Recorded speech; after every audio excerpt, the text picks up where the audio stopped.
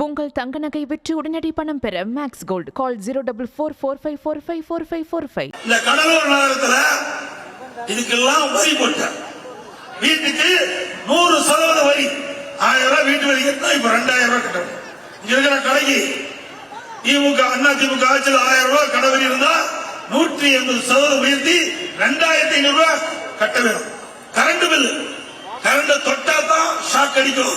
Current பில்ல கேட்டாலே shock அடிக்கிற திமுக ஆட்சி 52% கரண்ட் பில் உயர்ந்துட்டது. வருஷம் 5% கரண்ட் சார்ஜ் உயர்த்தப்படும் என்று அறிவிப்பு கொடுத்து 2 வருஷமா கரண்ட் சார்ஜ் 10% உயர்த்திட்டீங்க. இப்படி ஆட்சி கொண்ட பிறகு மக்கள் மீது மிகப்பெரிய சுமை சுமத்திட்டு குடிநீர் வரி போதாததுக்கு குப்பை வரி போட்டார். குப்பைக்கு கூட வரி போட்ட ஒரே அரசாங்கம் திமுக அரசாங்கம். இந்த அரசாங்கம் வேணுங்களா? மக்களை துன்பப்படுத்துகின்ற அரசாங்கம் தேவையா? அப்புறம் தேர்தல் நேரத்தில் சொன்னாரு, திராவிட முன்னேற்ற கழகம் ஆட்சிக்கு வந்தா கிராமப்புறத்திற்கு 100 நாள் வேலை திட்டத்தை 180 நாளாக உயர்த்தப்படும். அதில் பணிபுரிகின்ற ஊழியர்களுக்கு ஊதியம் உயர்த்த வழங்கப்படும் சொன்னாங்க. இப்போ ஏற்கனவே 100 நாள் வேலை செய்து வந்த அந்த தொழிலாளர்களுக்கு நாட்கள் குறைக்கப்பட்டு 50 நாட்கள் ஆயிட்டார்.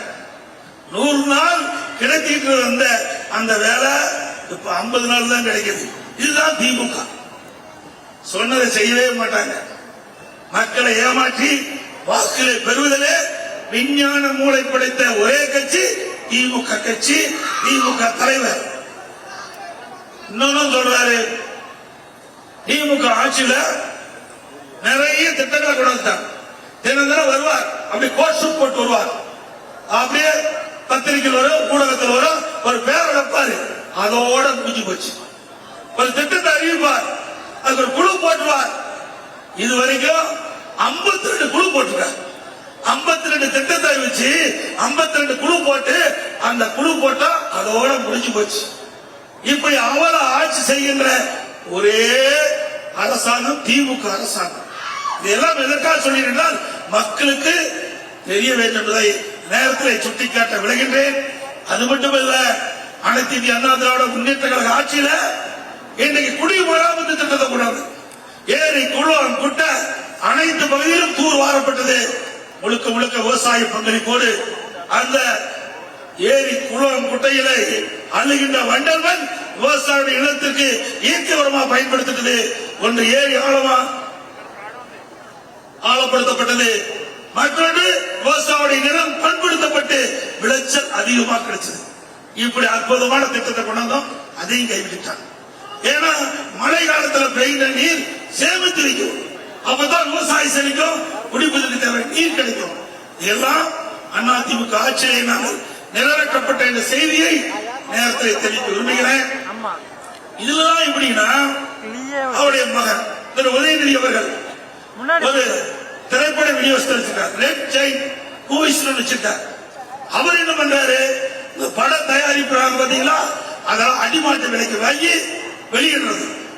அரசாங்கத்தை விட்டு வைக்கல, திரைப்பட துறையை விட்டு வைக்கல.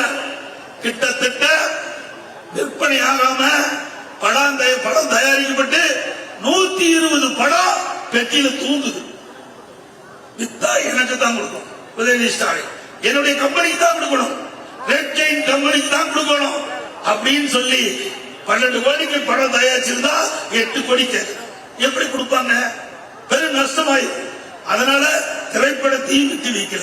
எதிரெல்லாம் கொள்ளையடிக்க முடியுமோ அதையெல்லாம் கண்டு கொள்ளையடிக்கின்ற கொள்ளை கூட்டம் திமுக அரசாங்கம் என்பதை நேரத்தில் நினைவு கூற வேண்டும். உங்கள் தங்க நகை விற்று உடனடி பணம் பெற மேக்ஸ் கோல்ட் கால் 04445454545.